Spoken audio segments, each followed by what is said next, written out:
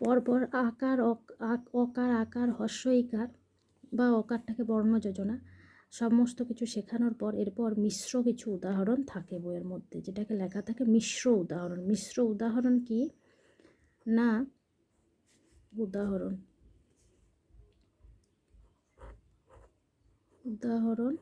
মিশ্র উদাহরণ বলে লেখা থাকে বইয়ের মধ্যে। মিশ্র উদাহরণ কি মানে যাতে স্বরবর্ণের সাথে অন্য ব্যঞ্জন বর্ণেরও মিল থাকে, মানে বসানো থাকে পাশে। যেমন রয়া আকারে রা, তালিবস্বয়ে হস্য ইকারে সি, রাশি।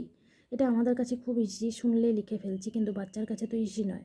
এটা বোঝাতে হবে। যেমন এটা একটা ছিল স্বরবর্ণ, এটা আলাদা একটা ব্যঞ্জন বর্ণ, এটা একটা আলাদা স্বরবর্ণ, এটার সাইন আলাদা বা কার আলাদা, এটা হলো আলাদা কার, এটা আকার, এটা হস্য ইকার। এটা 2 অক্ষরের মিশ্র উদাহরণ। রাশি, বায়ু, বয়া আকারে বা, অন্ত্যেষ্ঠ হয়ে হস্য উকারে উ, বায়ু। এগুলো খুব ভালো করে বাচ্চাকে প্রথমে স্বরবর্ণ ব্যঞ্জন বর্ণ শেখানোর পর কিন্তু এগুলো খুব ভালো করে শিখে নিলে প্রথম ধাপেই কিন্তু মানে বাচ্চা শুনে শুনে লিখতে পারার একটা অভ্যাস হয়ে যায়। তাই এগুলোর প্রতি জোর দেওয়া আমার মনে হয় খুব উচিত। তাহলে বাচ্চা পরবর্তীকালে যখন লিখবে কিছু খুব সহজে লিখতে পারবে। যদি ভিডিওটি ভালো লাগে অবশ্যই একটি লাইক করবেন।